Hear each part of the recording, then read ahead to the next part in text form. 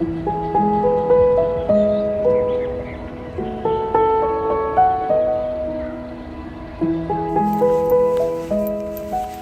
hi. Look what I found. I know my voice sounds unusually deep right now. I've just been a bit under the weather since returning from my Japan trip, and honestly, the cigarette smoke everywhere on the streets here hasn't been helping. That's why I decided to take a little escape to the park today.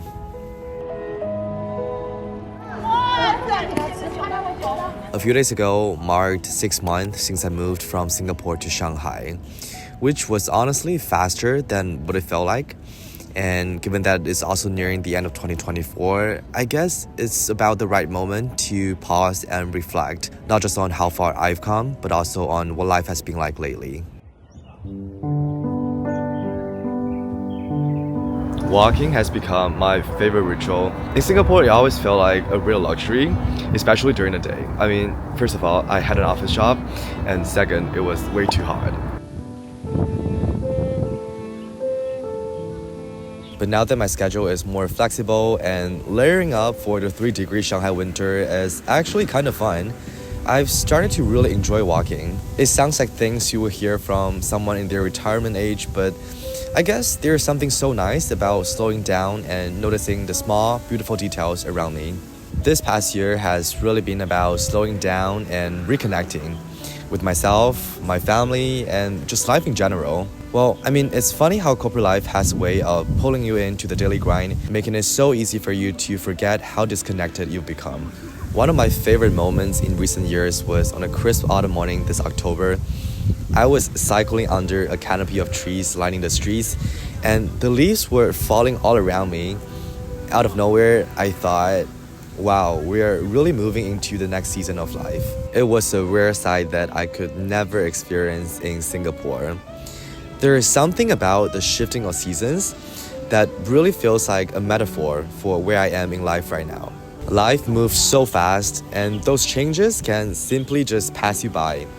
But every now and then, you need to stop and notice the world happening around you, because those moments are the ones that will stay with you the longest. I've become more intentional about how I spend my days. I still take on freelancing work to cover my living expenses, but I'm also proactively making space for things that truly matter, like taking walks, connecting with people who are living their life in their own unique ways, and spending time with people I couldn't be with when I was abroad. These moments have cleared my mind and given me a clearer sense of what really matters to me, and what areas I need to focus more on as I navigate the rest of my 20s.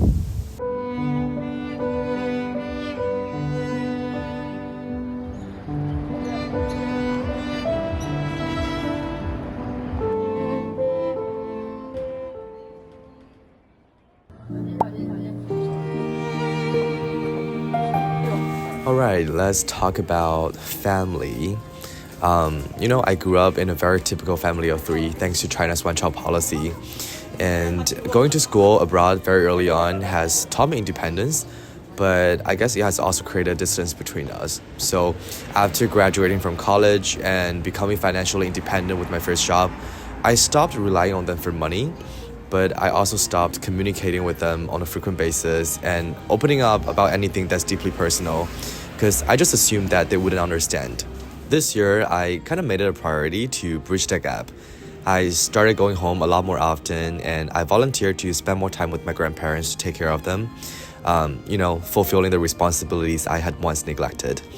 I wouldn't say that all of a sudden we have become close friends or anything, but at least I can feel that we are slowly opening up, like little by little, even though it's still a slow process, but it feels meaningful.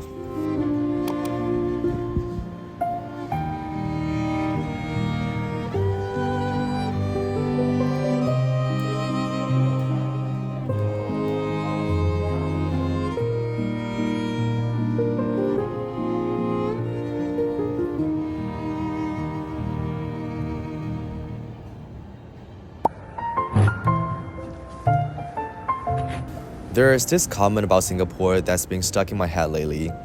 It's a great place to live, but not for figuring out why you're living. That hit me hard, how easy it is to slip into routines that make time kind of disappear. It's like one day you're doing the things you've always done, and suddenly, boom, you're 30.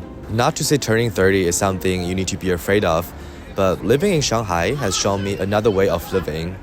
Over the past 6 months, I've met so many people doing unconventional things, thriving in their own way, and proving that success doesn't necessarily have to be a 9-to-5 tech job. It has also made me rethink my relationship with work and how I want to spend my time. I still love and enjoy what I do, marketing, advertising, and creative stuff. But the thought of going back to a traditional office routine just feels limiting.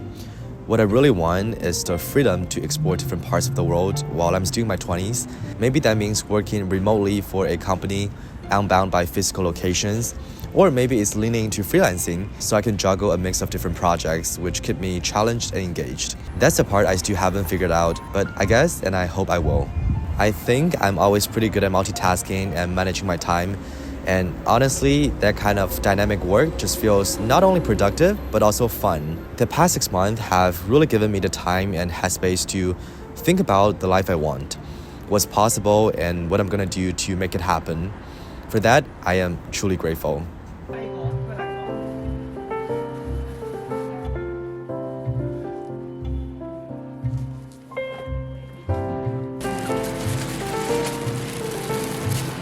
Wow, Shanghai is getting so Christmassy these days.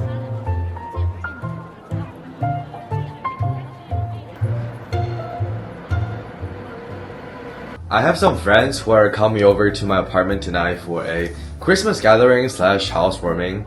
It's the first official housewarming I've done. I don't know why it has taken me so long, but I figured I gotta do it before the end of 2024. So yeah, that's gonna be the main thing for tonight.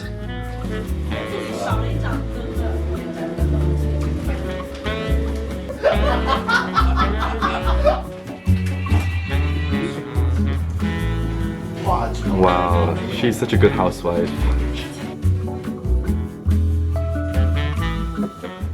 Ta-da! Our cheese board is done. Let's dive in.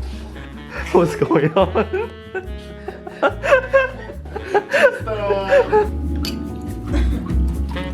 And I guess that's how my gap year is going.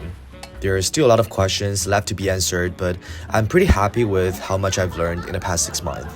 And I hope its second half will only get more fun, which I can't wait to show you guys more about. If you're still watching, thank you so much for everything. That's the end of today's video.